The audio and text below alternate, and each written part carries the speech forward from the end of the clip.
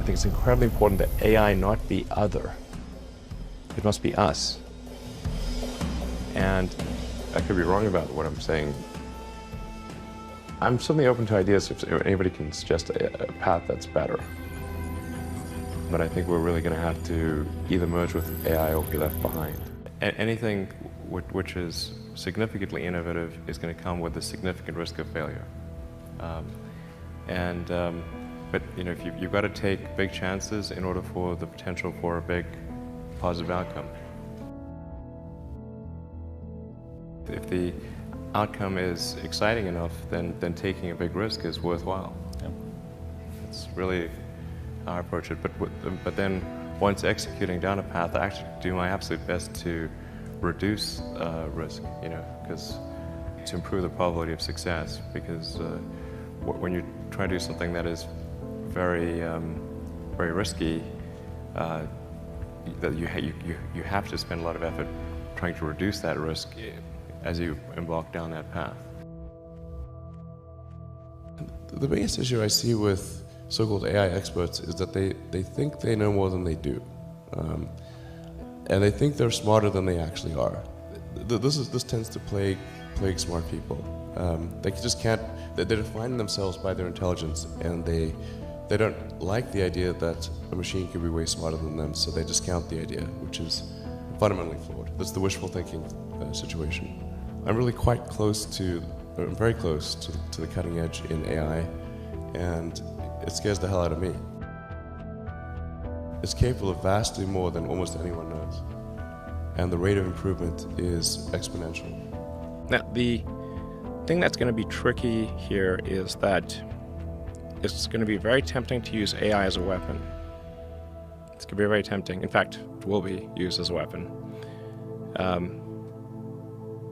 So the on-ramp to serious AI, the danger is going to be more humans using it against each other, I think, most likely.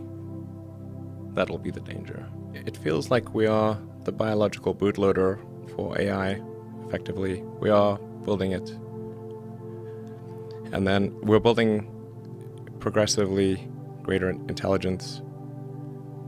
And the percentage of intelligence that is not human is increasing.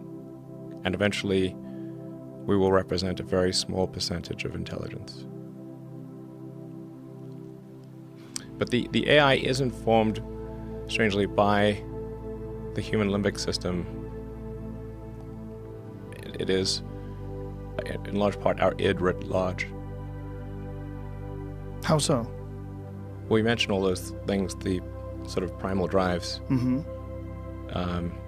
There's all the things that we like and hate and fear. They're all there on the internet. They're a projection of our limbic system. And we're all feeding this network without questions and answers. We're all collectively programming the AI. And Google plus all the humans that connect to it are one giant cybernetic collective. This is also true of Facebook and Twitter and Instagram and all these social networks. They're giant cybernetic collectives. How much smarter are you with a phone or computer than without? You're vastly smarter, actually. You know, you can answer any question.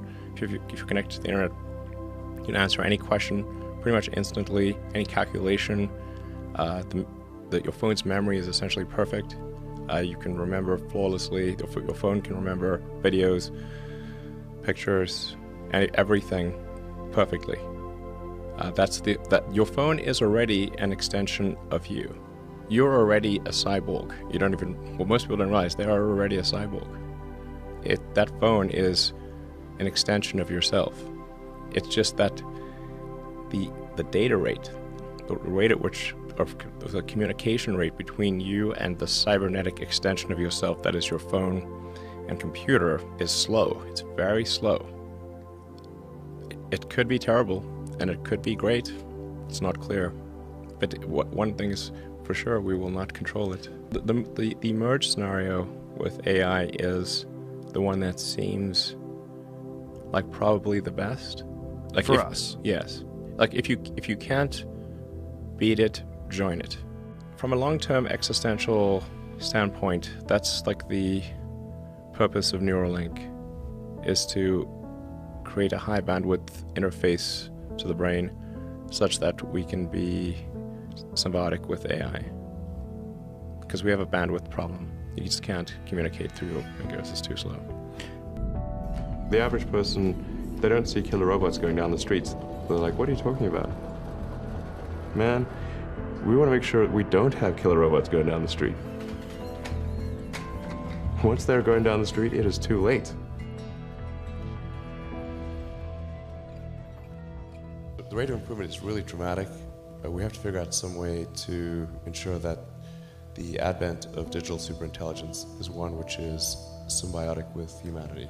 I think that's the single biggest existential crisis that we face, and the most pressing one. I'm not normally an advocate of regulation and oversight. I mean, I think one should generally err on the side of minimizing those things. But this is a case where you have a very serious danger to the public. And so therefore there needs to be a public body that has insight and then oversight on to confirm that everyone is developing AI safely. This is extremely important. These things do play into each other a little bit, but what to do about mass unemployment? This is going to be a massive social challenge. And I think ultimately we will have to have some kind of universal basic income. I don't think we're going to have a choice. Universal basic income. Universal basic income, I think it's going to be necessary. There will be fewer and fewer jobs that a robot cannot do better. Okay. That's simply and I want to be clear that these are not things that I think that I wish would happen. These are simply things that I think probably will happen. And if my assessment is correct and they probably will happen, then we need to say, what are we going to do about it? And I think some kind of a universal basic income is going to be necessary. Now, the output of goods and services will be extremely high. So with automation, there will come abundance. There will be almost everything will get very cheap. I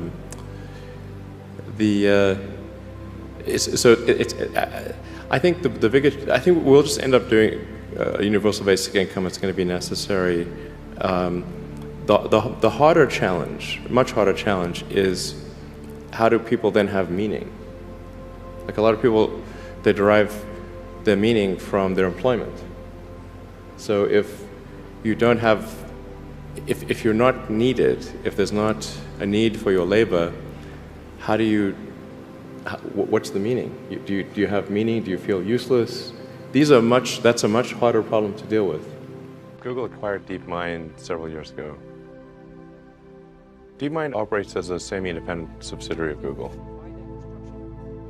The thing that makes DeepMind unique is that DeepMind is absolutely focused on creating digital superintelligence, an AI that is vastly smarter than any human on Earth and ultimately smarter than all humans on Earth combined. DeepMind's AI has administrator-level access to Google's servers to optimize energy usage at the data centers. However, this could be an unintentional Trojan horse. DeepMind has to have complete control of the data centers, so with a little software update, that AI could take complete control of the whole Google system, which means they can do anything. They can look at all your data and do anything. We're rapidly headed towards digital superintelligence that far exceeds any human. I think it's very obvious.